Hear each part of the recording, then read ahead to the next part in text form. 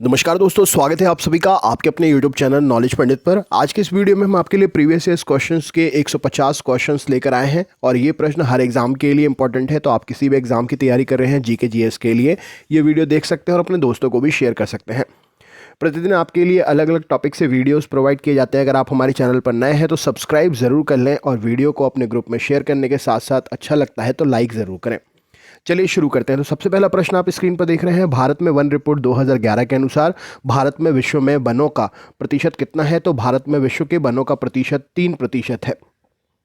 भारत के किस राज्य में सबसे कम वन पाए जाते हैं? तो हरियाणा राज्य में भारत में सबसे कम वन पाए जाते हैं। भारत के पश्चिमी घाट पर किस प्रकार की वनस्पति पाई जाती है? तो पश्चिमी घाट पर सदाहरित प्रकार की वनस्पति पाई जाती है। दलदली और ज्वार भाटा वाले क्षेत्रों में पाए जाने वाले वनों को क्या कहा जाता है? तो दलदली और ज्वार भाटा वाले क्षेत्रों में पाए जाने वाले वनों को मैंग्रोव वन कहा जाता है।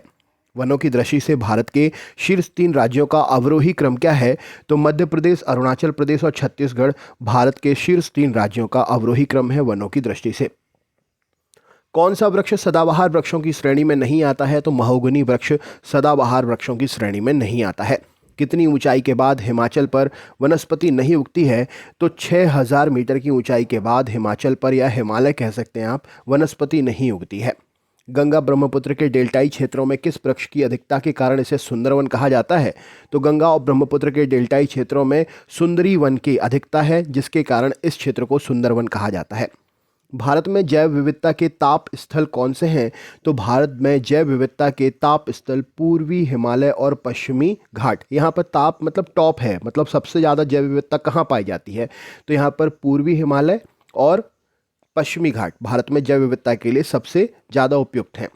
भारत के किस भौतिक प्रदेश में उष्णकटिबंधीय से लेकर अल्पाइन प्रकार की वनस्पति पाई जाती है? तो उत्तर हिमालय का जो पर्वतीय प्रदेश है वहाँ पर उष्णकटिबंधीय से लेकर अल्पाइन प्रकार की वनस्पतियाँ पाई जाती हैं।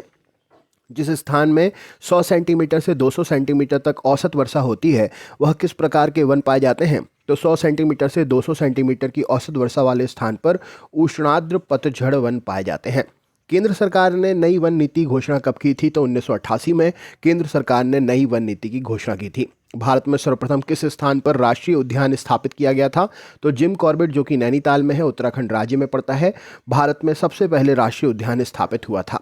वर्तमान में देश में कितने राष्ट्रीय उद्यान हैं? तो लगभग 100 राष्ट्रीय उद्यान वर्तमान में देश में है। वर्तमान में देश में कितने वन्य जीव अभ्यारण्य हैं? तो लगभग 514 वन्य जीव अभ्यारण्य देश में स्थित हैं। वर्तमान में देश में कितने संरक्षण रिजर्व हैं? तो लगभग 43 संरक्षण रिजर्व वर्तमान में देश में है। वर्तमान में देश में कितने सामुदायिक रिजर्व हैं? तो समुदाय रिजर्व वर्तमान में देश में कुल 4 हैं। किस राज्य या केंद्र शासित प्रदेश में सबसे ज़्यादा वन्य जीव अभ्यारण्य है? तो अंडमान निकोबार द्वीप समूह में, जो कि एक केंद्र शासित प्रदेश है, यहाँ पर सबसे ज़्यादा वन्य जीव अभ्यारण्य स्थित है। किस राज्य या केंद्र शासित प्रदेश में सबसे अधिक राष्ट्रीय उद्यान है? तो मध्य प्रदेश राज्य में सबसे अधिक राष्ट्रीय उद्यान है। कौन सा अभ्यारण्य जंगली हाथियों के लिए प्रसिद्ध है? तो पेरियार अभ्यारण्य जंगली हाथियों के लिए प्रसिद्ध है। दचीग्राम वन्यजीव अभ्यारण्य भारत के किस राज्य में है? तो जम्मू कश्मीर राज्य में दचीग्राम वन्यजीव अभ्यारण्य स्थित है। राजाजी राष्ट्रीय पार्क किस जानवर का प्राकृतिक आवास है? तो राजाजी राष्ट्रीय पार्क जंगली हाथी का प्राकृतिक आवास है। भारत का प्रथम तितली उद्यान कहाँ पर है? तो बन्नरघट्टा जैविक उद्यान, जो कि बेंगलुरु कर्नाटक में स्थित है, भारत का प्रथम तितली उद्यान स्थित है। भारतीय गेंडे किस अभ्यारण्य में सबसे ज़्यादा पाए जाते हैं? तो काजीरंगा अभ्यारण्य में भारतीय गेंडे सबसे ज़्यादा पाए जाते हैं। बुक्सा बाघ परियोजना भारत के किस राज्य में है? तो पश्चिमी बंगाल में बुक्सा बाघ परियोजना भारत में स्थित है। वन्य जीव कोष का प्रतीक क्या है? तो पांडा वन्य जीव कोष का चिन्ह है या प्रतीक है। एक सींग वाले गेंडे कहाँ पाए जाते हैं? तो असम और पश्चिम बंगाल वाले स्थान पर एक सींग वाले गेंडे पाए जाते हैं। देश हंगुल परियोजना कब शुरू हुई थी? तो देश हंगुल परियोजना 1970 में शुरू हुई थी। शेर परियोजना कब शुरू हुई थी? तो शेर परियोजना 1972 में शुरू हुई थी। बाघ परियोजना कब शुरू हुई थी? तो बाघ परियोजना 1973 में शुरू हुई थी।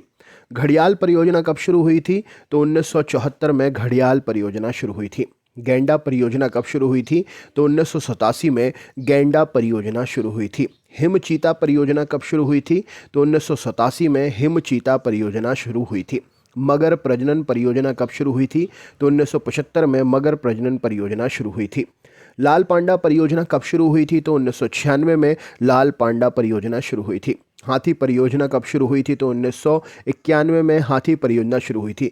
ये परियोजनाएं जो होती हैं निश्चित प्रकार की तो वो जिनकी भी परियोजना होती है उनको या तो संरक्षित करना, या तो उनकी संख्या कम हो रही है तो वृद्धि करना, या उनको एक स्थान से दूसरे आवास पर शिफ्ट करके वहाँ पर उनकी प्रजाति को बढ़ाना, इससे संबंधित होती है। सबसे अधिक बाघ संरक्षित स्थल किस राज्य में है? तो सबसे अधिक बाघ संरक्षित स्थल जो है मध्य प्रदेश राज्य में है। भारत के किस राज्य को टाइगर राज्य के नाम से जाना जाता है? तो मध्य प्रदेश राज्य को टाइगर राज्य के नाम से जाना जाता है। भारत का प्रथम बाघ संरक्षित स्थल एवं क्षेत्रफल की दृष्टि से सबसे बड़ा बाघ संरक्षित स्थल कहाँ पर है? तो सबसे पहला बाघ संरक्षित स्थल जो है वो जिम कॉर्बेट है, और क्षेत्रफल की दृष्टि से सबसे बड़ा बाघ संरक्षित स्थल नागार्जुन सागर है। राइट आंसर हो जाएगा। देश में अब तक कितने जैवमंडल संरक्षित क्षेत्र यानी कि बायोस्फीयर रिजर्व स्थापित किए जा चुके हैं? तो लगभग 18 बायोस्फीयर रिजर्व जो है स्थापित देश में किए जा चुके हैं। भारत में कितने स्थल विश्व धरोहर सूची में शामिल हैं? तो लगभग 30 स्थल भारत के विश्व धरोहर सूची में शामिल हैं। भारत के वानस्पतिक सर्वेक्षण विभाग की स्थापना कब की गई और इसका मुख्यालय कहाँ पर है? तो 1970 में कलकत्ता में भारत में वानस्पतिक सर्वेक्षण विभाग की स्थापना हुई थी। भारतीय प्राणी विज्ञान सर्वेक्षण की स्थापना कब की गई थी और इसका मुख्यालय कहाँ पर है? तो प्राणी विज्ञान सर्वेक्षण की स्थापना 1916 में हुई थी और इसका मुख्यालय कलकत्ता में स्थित है। भारत के उपराष्ट्रपति की तुलना किस देश के उपराष्ट्रपति से की जा सकती है? तो संयुक्त राज्य अमेरिका के उपराष्ट्रपति से भारत के उपराष्ट्रपति की तुलना की जा सकती है। राज्यसभा का पदेन अध्यक्ष कौन होता है? तो उपराष्ट्रपति राज्यसभा के पदेन अध्यक्ष होते हैं। राज्यसभा की बैठकों का सभापति कौन होता है? तो सभापति राज्यसभा की बैठकों के उपराष्ट्रपति होते हैं। उपराष्ट्रपति का चुनाव कैसे होता है? तो अप्रत्यक्ष रूप से उपराष्ट्रपति का चुनाव होता है। उपराष्ट्रपति के चुनाव हेतु कौन सी प्रणाली अपनाई जाती है? तो एकल संक्रमणीय प्रणाली उपराष्ट्रपति के चुनाव हेतु अपनाई जाती है। उपराष्ट्रपति को पद और गोपनीयता की शपथ कौन दिलाता है? तो राष्ट्रपति उपराष्ट्रपति को पद और गोपनीयता की शपथ दिलाते हैं। भारत के उपराष्ट्रपति का चुनाव कौन कराता है? तो संसद के दोनों सदन भारत के उपराष्ट्रपति का चुनाव करते हैं। उपराष्ट्रपति अपना त्यागपत्र किसे देता है? तो राष्ट्रपति को उपराष्ट्रपति अपना त्यागपत्र देता है। उपराष्ट्रपति अपने मत का प्रयोग कब करता है? तो मतों के बराबर रहने की स्थिति में उपराष्ट्रपति अपने मत का प्रयोग करते हैं। भारत के पहले उपराष्ट्रपति कौन थे? तो सर्वपल्ली राधाकृष्णन भारत के पहले उपराष्ट्रपति थे। कार्यकाल समाप्त होने से पहले उपराष्ट्रपति को हटाने का अधिकार किसको है? तो संसद को कार्यकाल समाप्त होने से पहले उपराष्ट्रपति को हटाने का अधिकार प्राप्त है। किस सदन में उपराष्ट्रपति को पदच्युत करने का प्रस्ताव रखा जाता है? तो राज्यसभा में ही उपराष्ट्रपति को पद से हटाने का प्रस्ताव रखा जाता है। भारत में लगातार 2 बार उपराष्ट्रपति कौन रहे हैं? तो लगातार 2 बार सर्वपल्ली राधाकृष्णन जी उपराष्ट्रपति रहे हैं। मोहम्मद हामिद अंसारी क्रम के हिसाब से कौन से नंबर के उपराष्ट्रपति थे? तो मोहम्मद हामिद अंसारी क्रम के हिसाब से 12वें उपराष्ट्रपति थे। उपराष्ट्रपति के चुनाव में उम्मीदवार के नामांकन के लिए निर्वाचन मंडल में कम से कम कितने अनुमोदन आवश्यक हैं? तो कम से कम 20 लोगों के अनुमोदन आवश्यक हैं उपराष्ट्रपति चुनाव में नामांकन के लिए। उपराष्ट्रपति के चुनाव संबंधी विवाद को कौन देखता है? तो सर्वोच्च न्यायालय उपराष्ट्रपति के चुनाव संबंधी विवाद को देखता है। उपराष्ट्रपति का कार्यकाल कितना होता है? तो 5 वर्ष का कार्यकाल होता है उपराष्ट्रपति का। उपराष्ट्रपति पद हेतु कम से कम कितनी आयु आवश्यक है? तो उपराष्ट्रपति पद हेतु 35 वर्ष की आयु आवश्यक है। उपराष्ट्रपति को किसके समान वेतन मिलता है? तो लोकसभा के अध्यक्ष के समान उपराष्ट्रपति को वेतन मिलता है।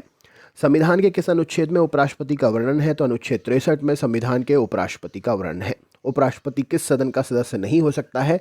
तो राज्यसभा का सदन का जो है सदस्य उपराष्ट्रपति नहीं हो सकता है। भारत की उत्तरी सीमा पर कौन सा पर्वत स्थित है? तो भारत की उत्तरी सीमा पर हिमालय पर्वत स्थित है। हिमालय का सर्वोच्च शिखर कौन सा है? तो माउंट एवरेस्ट हिमालय का सर्वोच्च शिखर है। भारत की सबसे ऊंची चोटी कौन सी है? तो K2 गार्डविन ऑस्टिन भारत की सबसे ऊंची चोटी है। भारत में हिमालय पर्वत श्रृंखला की सबसे ऊंची चोटी कौन सी है? तो कंचनजंगा भारत में हिमालय पर्वत श्रृंखला की सबसे ऊंची चोटी है। कौन सी हिमालय की पर्वत चोटी असम राज्य में है? तो नाम्बावरवे चोटी जो है यह असम राज्य में स्थित है, हिमालय की पर्वत चोटी है। हिमालय की उत्पत्ति किस भूसन्नति से हुई है? तो टेथिस सागर से हिमालय की उत्पत्ति मानी जाती है। भारत का कौन सी पर्वत चोटी संसार की सबसे ऊंची चोटी है? तो K2 गार्डविन ऑस्टिन भारत की सबसे जो पर्वत चोटी है संसार की दूसरी सबसे ऊंची चोटी है। काराकोरम पर्वत श्रृंखला का दूसरा नाम क्या है? तो काराकोरम पर्वत श्रृंखला को कृष्णागिरी पर्वत श्रृंखला के नाम से जानते हैं। लघु हिमालय श्रेणी में ढालों पर छोटे छोटे घास के मैदान जो होते हैं उन्हें क्या कहते हैं? तो लघु हिमालय पर ढालों पर जो छोटे छोटे घास के मैदान होते हैं उन्हें मर्ग कहा जाता है। हिमालय पर्वत की अराय का यन्योमा नामक चोटी किस देश में है? तो अराकान योमा नामक पर्वत चोटी हिमालय पर्वत की जो है यह म्यांमार देश में स्थित है। उत्तराखंड की सबसे ऊंची पर्वत चोटी कौन सी है? तो नंदा देवी उत्तराखंड की सबसे ऊंची पर्वत चोटी है। शिवालिक श्रेणी का निर्माण कहाँ से हुआ है? तो सेनेजोइक काल में शिवालिक श्रेणी का निर्माण हुआ है। कंचनजंगा भारत के किस राज्य में स्थित है? तो कंचनजंगा भारत के राज्य सिक्किम में स्थित है। भारत की सबसे प्राचीन पर्वत श्रेणी कौन सी है? तो अरावली राजस्थान में स्थित भारत की सबसे प्राचीन जो है पर्वत श्रेणी स्थित है। अरावली पर्वत का सर्वोच्च शिखर कौन सा है? तो गुरु शिखर अरावली पर्वत का सर्वोच्च शिखर है। भारत सबसे बड़ा हिमनद ग्लेशियर कौन सा है? तो सबसे बड़ा हिमनद ग्लेशियर जो है सियाचिन है। कौन सी पर्वतमाला सह्याद्री के नाम से जानी जाती है? तो केरल में स्थित पर्वतमाला सह्याद्री के नाम से जानी जाती है। गिरनार पहाड़ियाँ कहाँ स्थित हैं? तो गिरनार पहाड़ियाँ बिहार में स्थित हैं। छोटा नागपुर के पठार की सबसे ऊंची चोटी कौन सी है? तो पारसनाथ की चोटी छोटा नागपुर पठार की सबसे ऊंची चोटी है। हिमालय के सर्वोच्च शिखर की ऊंचाई कितनी है? तो हिमालय के सर्वोच्च शिखर की ऊंचाई 8,850 मीटर है लगभग। कोडाई कनाल किस पर्वत श्रृंखला पर स्थित है? तो कोडाई कनाल पालनी पर्वत श्रृंखला पर स्थित है। कौन सी पहाड़ियाँ नर्मदा और ताप्ती नदियों के बीच में है?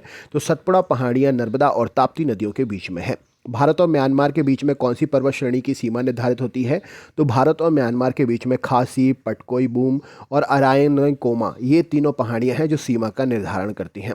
कुल्लू घाटी किस पर्वत श्रेणी के बीच में है? तो मध्य हिमालय और शिवालिक पहाड़ी के बीच में कुल्लू घाटी स्थित है। हिमालय की हिमरेखा कहाँ स्थित है? तो 4,500 से 6,000 मीटर ऊपर हिमालय की हिमरेखा स्थित है। शिवराय की पहाड़ियाँ कहाँ स्थित हैं? तो शिवराय की पहाड़ियाँ जो है तमिलनाडु राज्य में स्थित हैं। भारत के उत्तर पश्चिम में कौन सा पर्वत शिखर है? तो भारत के उत्तर पश्चिम में अरावली पर्वत शिखर है। किस पर्वत को सागरमाथा और चोमोलुंगमा के नाम से जाना जाता है? तो माउंट एवरेस्ट को सागरमाथा और चोमोलुंगमा के नाम से जाना जाता है। भारत के प्रधानमंत्री की नियुक्ति कौन करता है? तो राष्ट्रपति भारत के प्रधानमंत्री की नियुक्ति करते हैं। योजना आयोग का अध्यक्ष कौन होता है? तो भारत का प्रधानमंत्री योजना आयोग का अध्यक्ष होता है। संघीय मंत्रिमंडल की बैठक का सभापति कौन होता है? तो प्रधानमंत्री संघीय मंत्रिमंडल की बैठक के सभापति होते हैं। प्रधानमंत्री का कार्यकाल कितना होता है? तो 5 वर्ष का कार्यकाल होता है प्रधानमंत्री का। प्रधानमंत्री पद से त्याग देने वाले भारत के प्रधानमंत्री के पद से त्याग देने वाले पहले प्रधानमंत्री कौन थे? तो मोरारजी देसाई सबसे पहले प्रधानमंत्री थे जिन्होंने पद से त्यागपत्र दिया था। कौन से प्रधानमंत्री सबसे अधिक समय तक प्रधानमंत्री रहे हैं? तो जवाहरलाल नेहरू ऑप्शन के हिसाब से था, अब तो आंसर बदल जाएगा। प्रधानमंत्री बनने के लिए न्यूनतम आयु कितनी होनी चाहिए? तो 25 वर्ष न्यूनतम आयु होनी चाहिए प्रधानमंत्री बनने के लिए। संसदीय शासन प्रणाली सर्वप्रथम किस देश में लागू हुई थी? तो ब्रिटेन देश में संसदीय शासन प्रणाली सबसे पहले लागू हुई थी। भारतीय संविधान के अनुसार तथ्यात्मक संप्रभुता किस में निहित होती है? तो तथ्यात्मक संप्रभुता भारत में प्रधानमंत्री में निहित होती है। भारत के प्रथम प्रधानमंत्री कौन थे? तो जवाहरलाल नेहरू भारत के पहले प्रधानमंत्री थे। अभी तक कितने प्रधानमंत्रियों की मृत्यु अपने पद पर रहते हुए हुई है? तो 3 प्रधानमंत्रियों की मृत्यु अपने पद पर रहते हुए हुई है। प्रधानमंत्री को पद एवं गोपनीयता की शपथ कौन दिलाते हैं? तो राष्ट्रपति जी प्रधानमंत्री को पद और गोपनीयता की शपथ दिलाते हैं। किस प्रधानमंत्री ने एक बार अपने पद से हटने के बाद दोबारा पद संभाला था? तो इंदिरा गांधी ने एक बार अपने पद से हटने के बाद दोबारा पद संभाला था। जवाहरलाल नेहरू के बाद भारत के प्रधानमंत्री कौन बने थे? तो गुलजारी लाल नंदा जवाहरलाल नेहरू के बाद भारत के प्रधानमंत्री बने थे। संसदीय शासन प्रणाली में वास्तविक कार्यपालिका की शक्ति किसके पास होती है? तो प्रधानमंत्री के पास वास्तविक कार्यपालिका की शक्ति संसदीय शासन प्रणाली में होती है। सबसे कम आयु के प्रधानमंत्री कौन थे? तो राजीव गांधी जी सबसे कम आयु के प्रधानमंत्री थे। लोकसभा में बहुमत दल का नेता कौन होता है? तो प्रधानमंत्री लोकसभा में बहुमत दल के नेता होते हैं। किस प्रधानमंत्री की नियुक्ति के समय वे किसी भी सदन के सदस्य नहीं थे? तो HD देवगौड़ा जो थे, ये जब प्रधानमंत्री बने थे तो ये किसी भी सदन के सदस्य नहीं थे। कौन से प्रधानमंत्री एक भी दिन संसद नहीं गए? तो चौधरी चरण सिंह जी एक भी दिन संसद नहीं गए प्रधानमंत्री पद पर रहते हुए। यथार्थ कार्यपालिका की समस्त सत्ता किस में निहित होती है? तो यथार्थ कार्यपालिका की समस्त सत्ता जो है मंत्रिपरिषद में निहित होती है। संघीय मंत्रिपरिषद के मंत्री किसके प्रति उत्तरदायी होते हैं? तो संघीय मंत्रिपरिषद के मंत्री जो हैं यह लोकसभा के प्रति उत्तरदायी होते हैं। भारत में किसी भी सदन का सदस्य बने बिना कोई मंत्री पद पर कितने दिनों तक रह सकता है?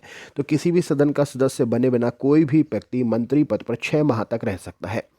संविधान के किस अनुच्छेद में मंत्रिपरिषद की नियुक्ति पदच्युत का प्रावधान है? तो संविधान के अनुच्छेद 75 में मंत्रिपरिषद की नियुक्ति और उसको पद से हटाने का प्रावधान लिखा हुआ है। मंत्रिमंडल का गठन कौन करता है? तो केंद्रीय मंत्री मंत्रिमंडल का गठन करते हैं।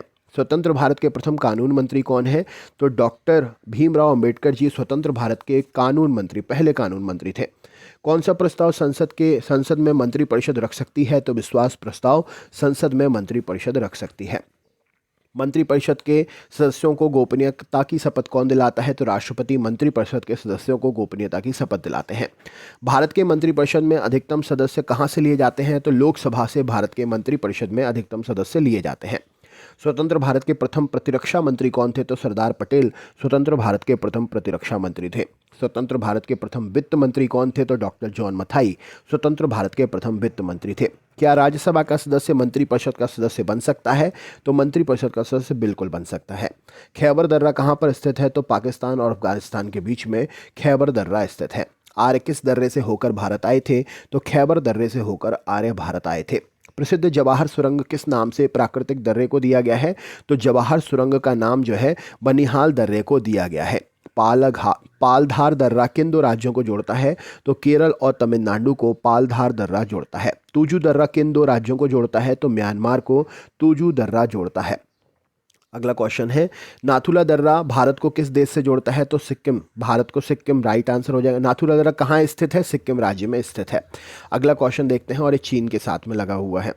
बोमडीला दर्रा किस राज्य में है? तो यह अरुणाचल प्रदेश में स्थित है। जोजिला दर्रा किस राज्य में है? तो जोजिला दर्रा जम्मू कश्मीर राज्य में है। किस दर्रे से होकर तीर्थयात्री मानसरोवर झील के दर्शन हेतु जाते हैं? तो माना दर्रे से होकर तीर्थयात्री मानसरोवर झील के दर्शन हेतु जाते हैं। जम्मू से श्रीनगर का मार्ग किस दर्रे से होकर गुजरता है? तो बनिहाल दर्रे से होकर जम्मू से श्रीनगर का मार्ग गुजरता है।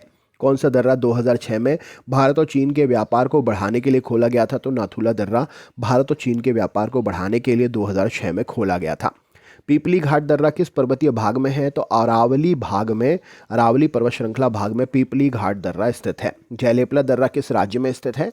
तो जयलेपला दर्रा सिक्किम राज्य में स्थित है। पाचाला दर्रा किस राज्य में है? तो पाचाला दर्रा हिमाचल प्रदेश में स्थित है। बुर्जिल दर्रा किस राज्य में है? तो जम्मू कश्मीर में बुर्जिल दर्रा स्थित है। नासिक और मुंबई को कौन सा दर्रा जोड़ता है? तो थालघाट दर्रा नासिक और मुंबई को जोड़ता है। कोलकाता और मुंबई को कौन सा दर्रा जोड़ता है? तो भोरघाट दर्रा कोलकाता और मुंबई को जोड़ता है। थालघाट और भोरघाट दर्रे किस पर्वतमाला में हैं? तो पश्चिमी घाट पर्वतमाला में थालघाट और भोरघाट दर्रे हैं। भारत की कार्यपालिका का अध्यक्ष कौन होता है? तो राष्ट्रपति भारत की कार्यपालिका के अध्यक्ष होते हैं। भारत के राष्ट्रपति की तुलना किस देश के सम्राट से की जा सकती है? तो ब्रिटेन के सम्राट से भारत के राष्ट्रपति की तुलना की जा सकती है। राष्ट्रपति पद्धति में समस्त कार्यपालिका की शक्तियां किस में निहित होती हैं? तो राष्ट्रपति पद्धति में समस्त कार्यपालिका की शक्तियां राष्ट्रपति में ही निहित होती हैं। संविधान भारत का जो है, इसके अनुसार भारत का प्रथम नागरिक कौन है? तो भारत का पहला नागरिक राष्ट्रपति जी हैं। भारत के तीनों सेनाओं का सर्वोच्च सेनापति कौन होता है? तो भारत के राष्ट्रपति तीनों सेनाओं के सर्वोच्च सेनापति होते हैं। भारत के राष्ट्रपति पद के लिए उम्मीदवार की न्यूनतम आयु कितनी होनी चाहिए? तो 35 वर्ष उम्मीदवार की न्यूनतम आयु राष्ट्रपति पद के लिए होनी चाहिए। राष्ट्रपति का चुनाव किस पद्धति द्वारा होता है? तो समानुपातिक प्रतिनिधित्व एवं एकल संक्रमणीय प्रणाली के द्वारा राष्ट्रपति का चुनाव होता है। भारत के राष्ट्रपति का चुनाव कौन संचालित करता है? तो निर्वाचन आयोग भारत के राष्ट्रपति का चुनाव संचालित करते हैं। राष्ट्रपति के चुनाव संबंधी मामले कहाँ भेजे जाते हैं? तो उच्चतम न्यायालय में राष्ट्रपति से संबंधित चुनाव के मामले भेजे जाते हैं। तो दोस्तों, ये थे 150 क्वेश्चन सीरीज़। कैसी लग रही है कमेंट करके ज़रूर बताएं। चैनल पर नए हैं तो सब्सक्राइब ज़रूर करें, बेल आइकन ऑन कर लें और अगले वीडियोस के लिए हमारे बेल आइकन को ऑन करके ऑल का ऑप्शन ज़रूर क्लिक कर दीजिएगा, जिससे नोटिफिकेशन मिल सके। तो चलिए मिलते हैं नेक्स्ट वीडियो में, तब तक के लिए बहुत बहुत धन्यवाद।